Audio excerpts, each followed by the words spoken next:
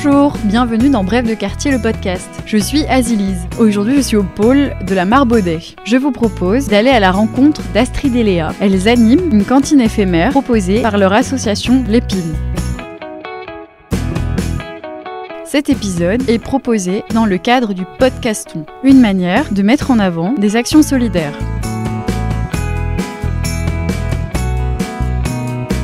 Alors bonjour, merci de nous recevoir. Est-ce que vous pourriez vous présenter ? Alors moi je suis Astrid, j'ai fondé Épine il y a 2 ans. Aujourd'hui je suis chef bénévole de la partie cuisine de l'association et de mon métier je suis chef professionnel de cuisine. Moi c'est Léa, trésorière d'Épine. Je suis plutôt là ponctuellement en tant que bénévole et à la cuisine notamment au PAM. Alors Épine, qu'est-ce que ça représente ce nom d'association ? Épine c'est une association de l'économie sociale et solidaire qui a pour but avant toute chose de permettre à tout public, donc dans vraiment une volonté d'accessibilité, autant personnes avec des handicaps que des questions d'accessibilité financière, sociétale, etc., d'accéder à tout un choix possible d'activités. Donc nous on a plusieurs pôles, on a le pôle cuisine dont on parle beaucoup, mais on a aussi du coup un pôle tout ce qui est caviste, sommellerie, métier du vin, et évidemment un grand pôle art graphique. On a notamment un établi de sérigraphie, on fait de la linogravure, des tampons, de la peinture, et donc l'idée c'est de proposer toutes ces activités de manière la plus accessible possible. Épine, ça a été créé en novembre 2022, mais au début, c'était pas très actif publiquement, puisque ça servait surtout pour lancer des zines autour de l'alimentation et du handicap mental, notamment. Du coup, l'activité était pas très publique, et donc en fait, on est public et on a une activité dans des lieux depuis septembre, voilà, cette année, avec un premier partenariat qui a eu lieu avec Utopia 56. On est au PAM ici en résidence pendant 2 mois, et donc tous nos repas le mercredi et jeudi sont à prix libre, et ça nous permet de financer une fois par mois un repas complet, vegan, pour les bénéficiaires d'Utopia 56, donc en maraude. Et donc ça permet vraiment alternative à la banque alimentaire, par exemple, qui est un très bon système, mais qui permet pas forcément d'avoir des repas équilibrés, et donc c'est important parfois de proposer aussi des alternatives, notamment avec des légumes, des produits frais et tout ça. C'est très important pour nous aussi chez Épine. Et du coup, l'idée du nom Épine, c'était aussi que là où on passe, on laisse un peu des échardes dans les mains, quoi. On laisse une trace, on pique un peu, parfois là où ça fait mal, mais forcément pour faire réfléchir les gens à différentes questions sur l'accessibilité. Pourquoi avoir choisi la PAM ici à Gros-Chêne ? Eh ben, le PAM nous a accueillis, c'est surtout pour ça. Moi, j'habite du coup le quartier depuis longtemps, donc j'en connais bien les équipements, aussi les nouveaux équipements qui apparaissent, mais le PAM, c'est un équipement qui est là depuis un certain temps. Et effectivement, il y avait un besoin sur ce hall et cette cuisine qui sont peu utilisés finalement, et on s'est dit que ce serait une bonne idée de proposer une cantine avec un café à prix libre les mercredis et jeudis pour les gens du quartier, mais aussi pour toutes les personnes, donc principalement des associations, mais aussi des artistes qui résident dans ce bâtiment. Et là, ça fait 2 semaines qu'on est là, et on voit que c'est déjà un pari réussi, parce que on a toujours 20-25 personnes sur les tables du hall du PAM, autant des gens qui travaillent dans le quartier que des gens qui y habitent, et ça, c'est une grande réussite. Alors, vous serez ici jusqu'à combien de temps, en fait ? On sera ici jusqu'au 17 avril, inclus. Après, l'idée, c'est de faire le même projet un peu plus loin, pas beaucoup plus loin non plus, à l'hôtel Pasteur à Rennes, donc cette fois-ci pendant 3 mois, sur une résidence où on espère avoir une présence encore un peu plus grande que 2 jours par semaine, si possible plutôt 4-5 jours. Et du coup, pareil, pour répondre à des problématiques de quartier et d'accessibilité. Et alors, du coup, les plats que vous préparez, je suppose que c'est vous qui les cuisinez ? Oui. Du coup, comme je disais, moi je suis chef professionnel, donc j'ai pris cette casquette de l'idée une équipe de bénévoles dans la préparation des plats, que ce soit les plats qui sont préparés pour la maraude de Utopia 56, donc où il y a entre 60 et 100 bénéficiaires à chaque fois. On fait des repas complets plat-dessert, ou que ce soit pour la cantine ici où les prix sont à prix libre. Du coup, tous les plats sont vegan et préparés avec uniquement des produits locaux du marché qui est juste en face, en fait, dans le quartier, sur la place du Gast. C'était une volonté de rester aussi vraiment autour du quartier et des acteurs du quartier. Là aujourd'hui par exemple, qu'est-ce que vous proposez comme plat ? Alors aujourd'hui, on avait un risotto par exemple à la courge aux champignons et avec une tombée de poireaux. À côté, on avait une tarte aux légumes, donc un peu tous les légumes d'hiver, courges, des choux, des carottes et des poireaux aussi. Et une salade de choux rouges au citron, aux graines de sésame, et en dessert, on avait des muffins à la cannelle et des cookies tout chocolat, qui était très très bon, mais ils sont vite partis. Et surtout, on a fait un appel aux bénévoles sur les réseaux sociaux et ça a bien marché. Donc on voit qu'il y a quand même des gens qui sont motivés pour faire des projets comme celui-là. Pour cuisiner avec Astrid, surtout pour l'instant les bénévoles, mais c'est super encourageant de voir que des gens veulent s'engager dans les associations parce qu'on dit beaucoup qu'on perd. Enfin, j'ai entendu beaucoup de choses qui disent qu'il y a de moins en moins de personnes impliquées et je pense que du coup, c'est pas vrai. On voit vraiment qu'il y a des gens qui sont motivés pour venir faire des projets associatifs et ça, c'est très cool. Alors mardi, on a eu nos 3 premiers nouveaux bénévoles parce que nous, dans l'association, on est 7 déjà de base à être plus ou moins actifs. Donc c'est surtout nous 3 qui sommes très actifs, mais sinon on est quand même 7. Et là, on a eu 3 nouvelles personnes. Tout à l'heure au café, on a encore 2 autres personnes qui nous ont proposé de venir nous aider mardi prochain. Et sur la prochaine maraude d'Utopia, on a encore 4 nouvelles personnes qui sont inscrites. Donc en fait, ça résonne vraiment chez les gens, ce projet de cuisiner pour les habitants du quartier et pour les personnes dans le besoin. Et du coup, à long terme, ce serait un peu un objectif d'inclure de plus en plus de bénévoles du coup dans vos cuisines? Alors pas forcément trop, parce que dans l'idée, on veut quand même, je dois pouvoir surveiller de manière professionnelle que tout soit respecté. Je veux quand même évidemment respecter les normes HACCP, etc. La sécurité aussi.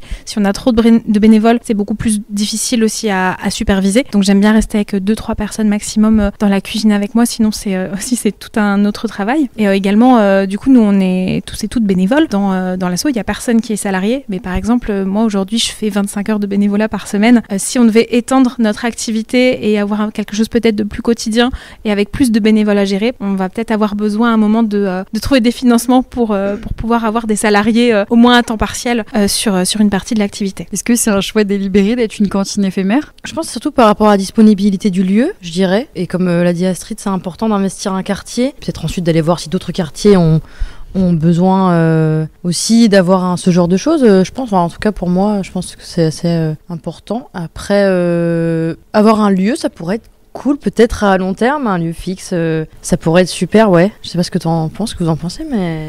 C'est vrai que ici, la volonté des personnes de l'APRAS du coup qui gèrent le PAM, c'était d'animer le hall, d'animer le lieu, mais que ce soit pas forcément juste nous, parce que là du coup on bénéficie aussi d'une grande visibilité, ce qui va nous aider aussi pour la suite à se déployer un peu ailleurs. Mais c'est important que d'autres initiatives du quartier puissent aussi avoir droit à ces locaux et à ces possibilités-là. Et donc c'est bien aussi après 2 mois de laisser la main, laisser le relais à une autre association, à une autre initiative. Et de toute façon, il y a largement assez de besoins et de lieux à Rennes pour pouvoir bouger. Mais oui, à terme, c'est vrai que si on pouvait avoir un lieu fixe, ce serait super. Comment vous en êtes arrivé à l'envie de faire du bénévolat finalement? Alors moi, ça fait longtemps, parce que du coup, moi, je fais les maraudes avec Utopia. Et même quand j'étais plus jeune, j'en ai fait beaucoup. Je sais pas trop comment expliquer le bénévolat. Je pense qu'on est naturellement attiré par certaines sphères du bénévolat. Moi, par exemple, les maraudes, c'est quelque chose que j'ai voulu faire, je pense, depuis très longtemps et que je trouve super. Et ce qui est bien, c'est que nos bénévoles qui viennent nous ont dit que ça peut être un peu dur de faire une maraude, que du coup ils compensent un peu en faisant la cuisine pour Utopia. Du coup ça c'est le côté un peu cool que j'ai trouvé que tu m'as dit l'autre jour. Après, faire du bénévolat pour moi c'est vraiment le symbole de faire partie d'une société, d'être citoyen et citoyenne. Pour moi on est toujours dans un rapport marchand et donc faire du bénévolat, je trouve que ça balance aussi avec ce truc là de donner du temps libre. Il y a moins la pression financière, je pense. Par contre c'est important de reconnaître que s'il y a un travail, il doit avoir un salaire, notamment s'il y a du temps. C'est pour ça qu'à terme, on aimerait bien rémunérer Astrid quand même au bout d'un moment, mais en tout cas, pour moi, c'est plutôt ça que ça représente. Oui, moi pareil, là je vais avoir 33 ans, je pense que mon premier bénévolat, j'avais 15 ans, j'ai tout de suite rentré dans des clubs de solidarité, des trucs d'entraide, des personnes âgées, gérer des cafettes de lycée pour récolter des sous, pour faire des événements avec les artistes du quartier.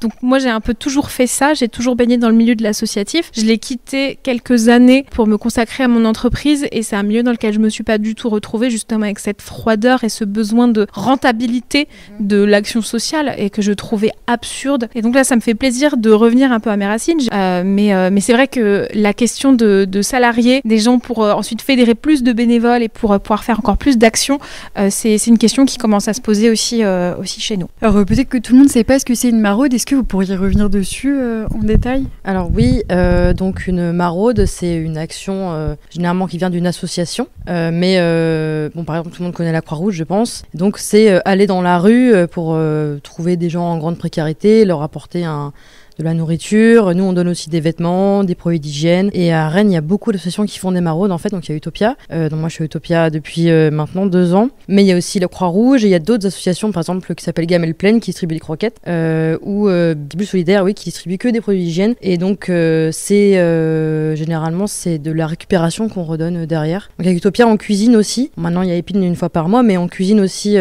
tous les jeudis. On a une petite cuisine dans nos locaux et donc on a des bénévoles pour le coup de Bénénova. Donc c'est une antenne de bénévoles qui nous prête entre guillemets des bénévoles pour préparer la maraude. Et donc on se promène en fait dans la ville avec du coup des ressources alimentaires et tout ça. Et les gens, on va à peu près aux mêmes heures, on essaye quand même de tenir le planning. Et les gens viennent nous connaissent et viennent nous voir ou alors nous trouvent par hasard. Donc ça c'est les points fixes qu'on a. Donc on va à Sainte-Anne, on va à la gare, à Charles de Gaulle. Et ensuite on essaye aussi d'aller trouver les gens un peu plus précaires, donc dans des endroits un peu plus compliqués on va dire, donc dans les parcs ou dans les sous-sols, et on va les voir s'ils ont besoin de quelque chose, et on leur dit que nous on est là à tel jour à telle heure et que s'ils veulent venir, voilà. Et on a aussi des ressources, on a des petits cahiers pour décrire où est-ce qu'ils peuvent aller se doucher gratuitement, est-ce qu'ils peuvent trouver de l'eau, donc on leur donne aussi ce genre de ressources là, voilà. Et depuis une semaine maintenant, on a aussi des jetons qu'on leur donne pour qu'ils aillent trouver du matériel propre et stérilisé pour pouvoir utiliser de la drogue de façon sécure, parce que c'est important aussi de pas se voiler de la face sur ce qui se passe aussi. Et donc ça c'est super qu'on ait accès maintenant à ces ressources-là. C'est des petits jetons qu'on leur donne et ils peuvent aller dans un distributeur en fait pour avoir de quoi utiliser ça de façon sûre pour éviter aussi la propagation des maladies. C'est très intéressant, mais effectivement, il faut peut-être être un petit peu sûr de ce qu'on fait, je pense, quand on commence une maraude. Et alors, donc Astrid, vous êtes à l'origine d'Épine, mais alors les autres, pourquoi avoir choisi Épine en particulier ? Je pense que j'ai fédéré tout le monde autour de moi. J'ai une super asso, vous voulez pas faire des trucs super avec moi ? On a réfléchi au projet ensemble. De base, à l'origine, le projet n'était pas tout à fait celui-là. Il tournait d'ailleurs un peu plus autour des arts graphiques que de la nourriture. Aujourd'hui, c'est vrai que la balance est un petit peu opposée. On espère faire revenir en force les arts graphiques et notamment la possibilité pour des gens de venir proposer des projets chez nous et qu'on les accompagne tout du long dans leur création d'affiches, de supports, de communication et aussi de signalétique. Beaucoup, vu qu'on parle d'accessibilité, c'est souvent une question de signalétique aussi. Mais le projet, ouais, on l'a revu ensemble. Je l'ai beaucoup revu avec Alice par rapport à ce qu'il était au départ. Et c'est au fur et à mesure de réflexion, de gros brainstorming avec des grandes feuilles, on faisait des gros dessins, de se dire aussi ils sont où les besoins et nous, qu'est-ce qu'on sait faire et qu'est-ce qu'on peut apporter. Qu'on en est arrivé à cet assaut un peu hybride et en même temps qui fédère vachement de gens parce que justement, il y a tellement d'aspects différents qu'on peut toucher les gens sur plein d'aspects différents. Et ben merci beaucoup. En tout cas, merci de nous avoir accueillis et puis merci à toi.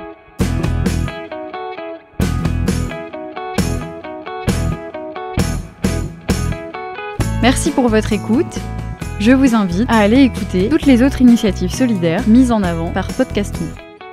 À bientôt pour un nouvel épisode de Bref de quartier, le podcast.